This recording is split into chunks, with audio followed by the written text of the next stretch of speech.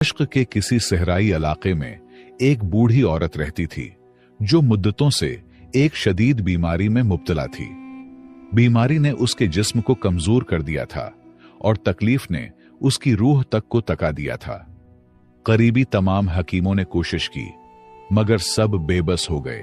सिर्फ एक ही हकीम था जो उसकी बीमारी का इलाज कर सकता था, मगर वो बहुत दूर बगदाद के एक मशहूर शहर में रहता था।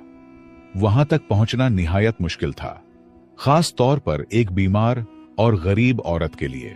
इस जमाने में अगर आप समझना चाहें तो यूं समझें कि जैसे कोई शख्स पाकिस्तान या इंडिया में किसी खतरनाक बीमारी में मुब्तला हो और उस बीमारी का वाहिद माहिर डॉक्टर सिर्फ अमेरिका में हो।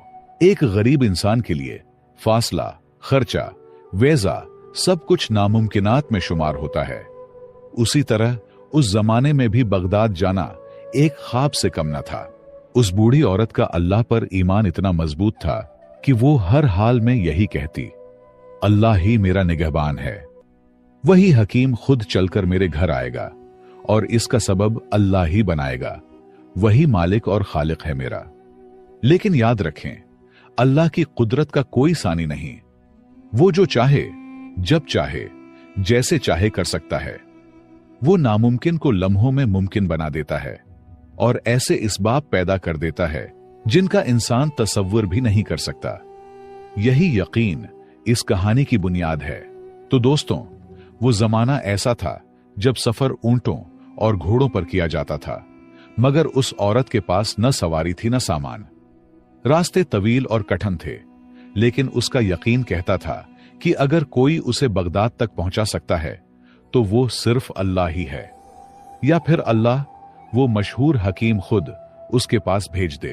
वो रोज अपनी बेटी से यही कहती, मुझे उसी हकीम से इलाज करवाना है और मेरा रब ही उसका सबब बनाएगा।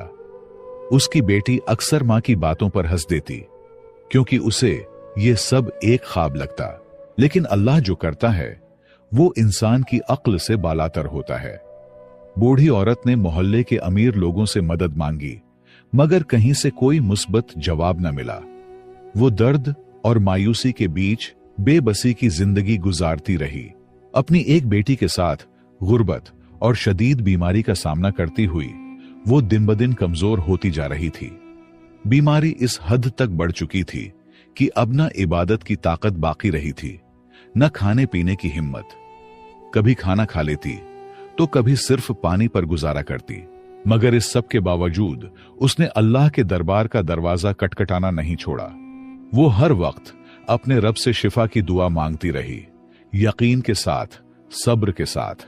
वक्त गुजरता रहा और फिर एक रात जब हर तरफ सन्नाटा छा चुका था और सारा मोहल्ला नींद की आगोश में था, अचानक दरवाजा जोर से खटका। बाहर से एक आवाज आई, बहन, क्या कुछ देर के लिए जगह मिल सकती है? सुबह तक रुकना है। उस औरत ने सोचा शायद कोई मुसाफिर है जो इस सुनसान वक्त में मदद का तलबगार है। उसने दरवाजा खोला तो बाहर दो अजनबी मर्द खड़े थे। उनकी हालत निहायत खराब थी। लगता था कि लंबे पैदल सफर की तकन ने उनके जिस्मो चेहरे से रंग नचोड़ लिया हो। प्यारे दोस्तों, आगे बढ़ने से पहले एक छोटी सी गुजारिश है। आप सबका बहुत बहुत शुक्रिया कि आप लोग हमारे वीडियोस प्यार से देखते हैं, मगर कई दोस्त बिना सब्सक्राइब किए चले जाते हैं। बराह करम हमारे चैनल को जरूर सब्सक्राइब कीजिए, और अगर आप मेरे जबान से इस्लामी वाक़ियात सुनना पसंद करते हैं तो हमारे दूसरे चैनल वाक़ियातुल इस्लाम को भी जरूर विजिट करके सब्सक्राइब कीजिए। वहां पर आपको बेहतरीन इस्लामी कंटेंट मिलेगा। बहुत बहुत शुक्रिया। बेटी दौड़ी हुई मां के पास गई और सारी बात बताई, मगर मां ने पहले इजाजत न दी। कहा, हमारी घर में कोई मर्द नहीं, ऐसे आधी रात को अजनबी मर्दों को कैसे अंदर आने दूं? मजबूरन उन मर्दों को वापस लौटना पड़ा। वो दरवाजे के साथ ही बैठ गए, नडाल और तकन से चूर। औरत की ममता जाग उठी। उसे उन दोनों में अपने बेटे नजर आने लगे। दिल भर आया और उसने बेटी से कहा, बेटा, उन्हें अंदर बुला लो, मगर दूसरे कमरे में रखो। खाने पीने का इंतजाम भी वहीं कर दो। ज्यादा बातचीत से गुरेज करना। अल्लाह ने उन्हें हमारे दर पर भेजा है, हमारी आजमाइश है, हमें खिदमत करनी है, लेकिन अपनी हया और पर्दे का ख्याल रखते हुए। कुछ वक्त गुजरा और फिर बूढ़ी औरत की बेटी ने घर में जो कुछ मौजूद था उससे सादा सा खाना तैयार किया, पानी दिया और दोनों मुसाफिरों के लिए दूसरे कमरे में सोने का इंतजाम कर दिया। दोनों मुसाफिर कमरे में जाकर सो गए, जबकि बूढ़ी औरत रात भर दर्द से कराहती रही। नींद आंखों से कोसों दूर थी। वो फरियादें करती रही और दिल ही दिल में उन अजनबियों पर भी नजर रखी हुई थी। सुबह की अजान हुई, दोनों मुसाफिर उठे, वजू किया, नमाज अदा की और जाने लगे। जाते हुए वो बूढ़ी औरत से दुआएं ले रहे थे, मगर जब औरत ने उनकी इबादत और परहेजगारी देखी तो मोहब्बत से रोक लिया। बेटा, नाश्ता किए बगैर मत जाओ, अल्लाह ने तुम्हें हमारे दर पर भेजा है। ये सुनकर दोनों आदमी रुक गए और उनमें से एक ने नरमी से पूछा, अम्मा जी आप बीमार लगती हैं, क्या हुआ है आपको, कब से परेशान हैं? बूढ़ी औरत ने धीमे लहजे में जवाब दिया, बेटा, ये बीमारी अल्लाह की तरफ से है और मैं उस पर राजी हूं। मेरा निगहबान सिर्फ मेरा रब है। तकरीबन 10 साल हो गए हैं मुझे इस तकलीफ में जीते हुए, लेकिन आज तक मुकम्मल इलाज न करवा सकी। बेटा, मेरा ना कोई बेटा है ना भाई, शौहर भी 10 साल पहले अल्लाह को प्यारे हो गए। बस मेरी एक बेटी है और मेरा अल्लाह है, वही मेरा सहारा है। बूढ़ी औरत ने थोड़ा तवक्कुफ किया, फिर तकलीफ भरी आवाज से बोली, बेटा, बगदाद में एक बहुत मशहूर हकीम है, सुना है कि उसके इलाज से कई लोग अल्लाह के हुक्म से शिफा पा चुके हैं। मैंने भी उसका नाम सुना है। दिल में उम्मीद है कि शायद मेरी बीमारी भी ठीक हो जाए, लेकिन बेटा, मैं मजबूर हूं। इतनी दूर जाने की न सक्कत है न वसाइल। ये सुनकर दोनों मुसाफिरों ने एक दूसरे को चौंक कर देखा, जैसे वो कुछ जानते हो या किसी हकीकत से वाकिफ हो। खामोशी से औरत की बातें सुनते रहे। बूढ़ी औरत ने आसमान की तरफ देखा और एक मदम मुस्कुराहट के साथ बोली, बेटा, मेरा ईमान है कि जिस रब ने बीमारी दी है वही शिफा भी देगा, दवा भी वही भेजेगा। बंदा तो बस कोशिश करता है और जो मेरे बस में था वो मैं कर चुकी। अब सब उस रब्बी करीम के सुपुर्द है। बिलाखिर एक आदमी आगे बढ़ा और नरमी से बोला, अम्मा जी, अगर मैं ये कहूं कि अल्लाह ने आपकी दुआ कबूल कर ली है तो आपको कैसा लगेगा?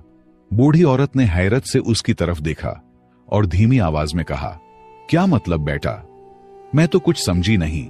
उसने मुस्कुराकर जवाब दिया, ये दूसरे साहब यही बगदाद के मशहूर हकीम हैं और अल्लाह ने ही उनको आपके लिए यहां भेजा है। हम दोनों एक खास जड़ी बूटी की तलाश में दमिश्क आए थे, घोड़ों पर सफर कर रहे थे। रात को जब ठहरने का वक्त आया तो घोड़े अचानक डर गए और हमें शहर से बहुत दूर ले गए। फिर रास्ते में हम दोनों घोड़ों से गिर गए और सारी रात अंधेरे में भटकते रहे। बहुत सफर के बाद आपका घर करीब लगा और हम यहां आ गए। अल्लाह की मर्जी से हम आपके पास पहुंचे हैं। अब इंशाअल्लाह आपका इलाज होगा। आप बिल्कुल फिक्र न करें अम्मा जी, अल्लाह ने आपकी फरियाद सुन ली है। ये सब कुछ किसी मामूली इत्तिफाक का नतीजा नहीं, क्योंकि न मैं आपसे वाकिफ हूं न आप हमसे, बल्कि ये सब रब की रहमत का इशारा है। लिहाजा दोनों मुसाफिरों ने नाश्ता कर लिया, फिर बूढ़ी औरत का मुकम्मल चेकअप कर लिया और फिर रुखसत होते वक्त उनमें से एक ने कहा, अम्मा जी, फिक्र न करें, आपका इलाज अब यहीं घर पर होगा। मैं अपने बेटे को भेजूंगा, वो आपको दवा दे जाएगा। दवा भी वही लाएगा जो सिर्फ हमारे पास ही दस्तयाब है। यहां तक कि बूढ़ी औरत के इखराजात का खर्चा भी डॉक्टर ने अपने जिम्मे ले लिया। कुछ वक्त गुजरा, फिर वाकई एक नौजवान लड़का दवा लेकर आया। वो हकीम का बेटा था। दवा देने के बाद जब उस नौजवान ने बूढ़ी औरत की बेटी को देखा तो दिल में कुछ महसूस किया।